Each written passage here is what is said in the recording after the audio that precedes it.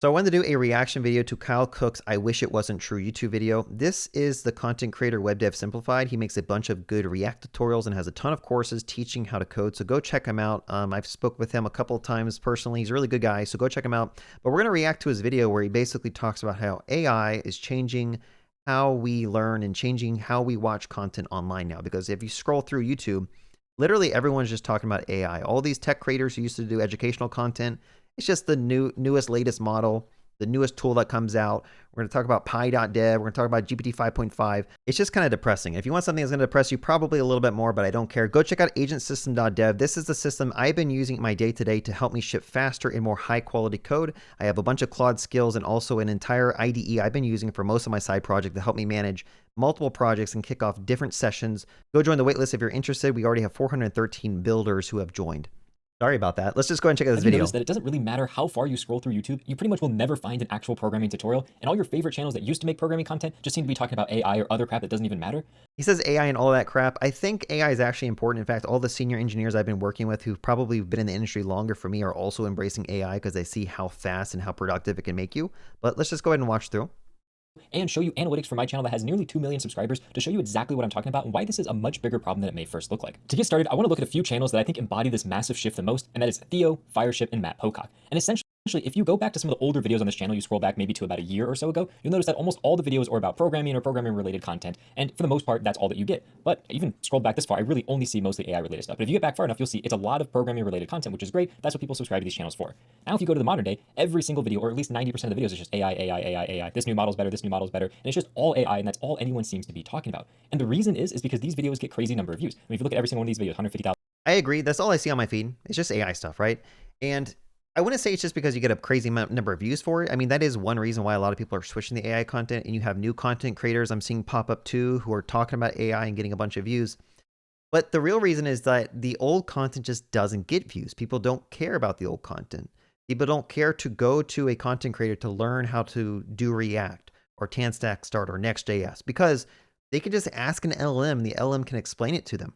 And if the LLM does a bad job at explaining it, or it's just overly verbose in explaining it, they can then ask the LM to explain it like they're a junior engineer. And if even that's too confusing, they can ask the LM to generate diagrams or ask the LM to do text to voice and talk to them, or they can ask the LM to explain it like they're a 7-year-old. We have this tool that's so powerful at teaching now, and there's not much need to go and watch a YouTuber teach you how to build something when you can prompt Claude Code to build it all for you. And I've gotten a lot of pushback and angry comments on my channel as well because I've switched to AI content and trying to teach agentic coding. But personally, I do think this is where we are at in the industry now.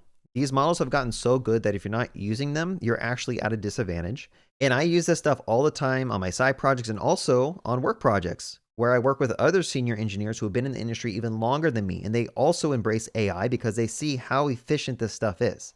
Right? I can prompt AI one simple little sentence and have it refactor 120 files on my code base in 5 minutes. Before, a refactoring like that would have taken me like a full day or 2 days or even more. I have a code base that's like 600,000 lines of code, and it's very challenging to do these large scale refactorings or add in a new feature and make sure we cover all the edge cases. So yes, AI does get more views, but I do think it's for a good reason. These tools are very powerful, and they're changing so fast that if you're not on top of your game, within 3 months, there's a new model that's even doing much better than the old models.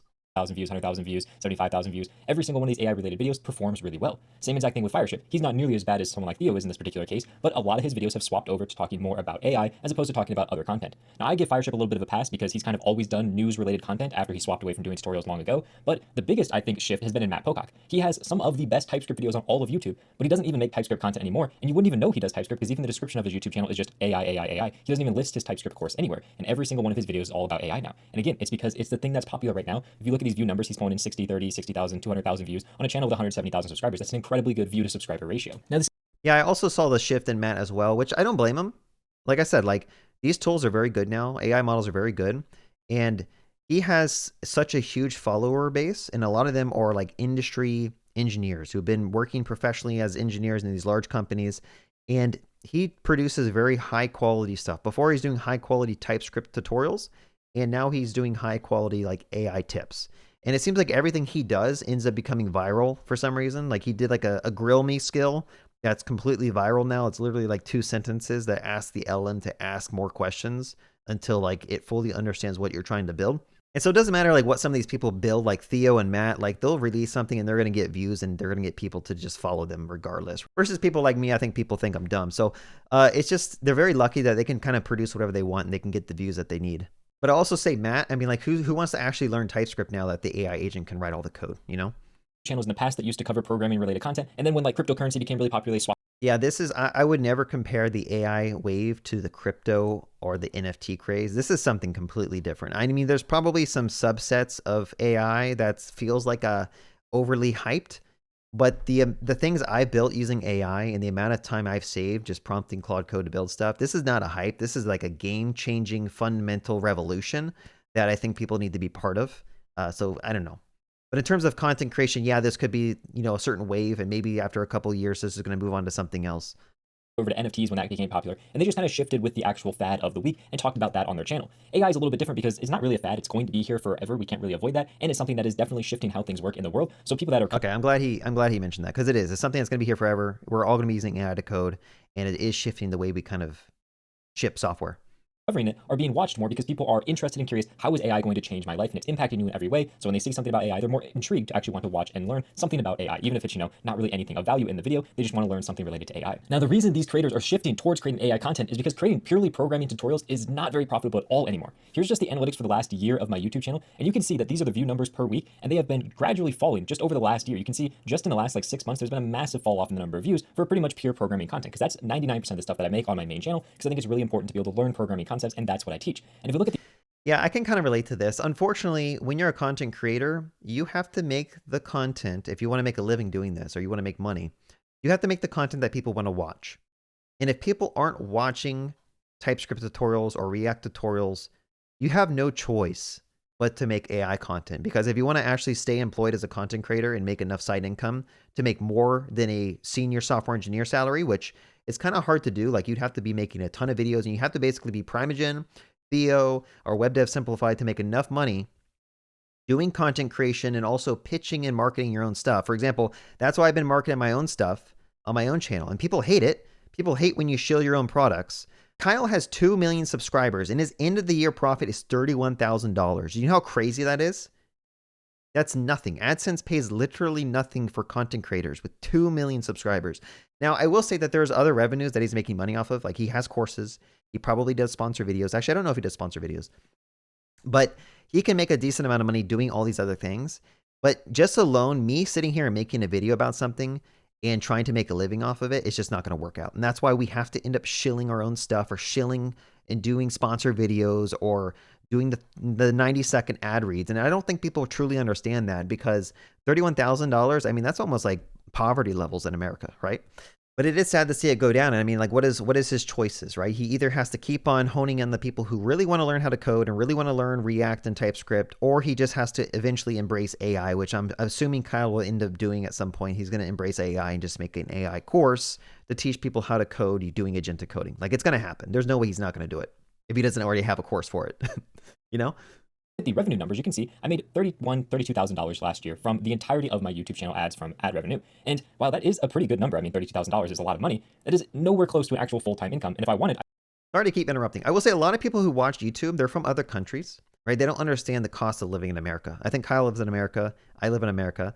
And a Claude Code subscription is $100 a month right now for the 5X Pro. That's literally 2 meals out at McDonald's. I can go to McDonald's and buy a meal for me, my wife, and my kids, and I'm going to spend probably $40 or more, right? Every meal's around like $8 or $9, and then you got to add on sales state tax to even buy that. Okay, $40. So you're telling me 2 meals at McDonald's is going to get close to $100, but yet people are going to say that Claude Code is too expensive. So there is a discrepancy of the ones who can't afford to pay for a Claude Code subscription or Codex subscription. They are the ones who are coming in the comments and leaving angry comments about AI because they just can't afford it, right? But there are other Chinese models out there, like there's DeepSeek and other things as well that you can use. I just don't know if they're on par with Claude Code, honestly. I could have a much easier job just working as a web developer, making way, way, way more than $32,000 a year. Yeah, I mean, if you worked as a senior software engineer, you could probably make over $200,000 a year. So his 2 million subscribers barely even puts a dent in a senior software engineer's salary. And this number is only going to continue to drop. If we look, the most recent numbers are around, like $450, $400, $300. And if we look all the way back earlier, you're looking at like $700, $600. So like my income has essentially dropped by half since 1 year ago this exact time. So I'm making half the money I was making exactly 1 year ago. So this number of $31,000 next year is probably going to be like $15,000 or $16,000, which is definitely not sustainable for a full-time job. This is obviously a problem because there's almost no incentive as a creator of content to create programming content when it makes practically no money and is incredibly. Let me read this real quick. Programming tutorials, 24 hours. AI video, 2 to 4 hours. He could literally record a video in 10 minutes right now. Like, that's how good he probably is at making videos. He could sit down in 10 minutes, record an AI video, and probably get like 4 times more views than if he were to sat down and do like a really well-crafted React tutorial. That's just the state of things. And it's either you just, unfortunately, you have to embrace it and just do it if you want to make a living. Difficult to make when I could just make a video about the latest AI model, which is easy to make, makes more money, and gets more views. I mean, there's almost no reason. I want to go back to that slide. I don't think people understand how hard it is to make content, especially tutorials, right? You have to sit there, you have to think of an idea, you have to plan it out, you have to make sure that every section you're teaching kind of flows into the next section.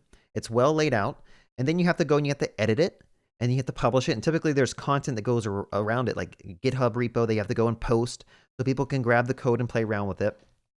This is so much work. And you get paid nothing for doing it. Literally no views. No one wants to watch this type of stuff.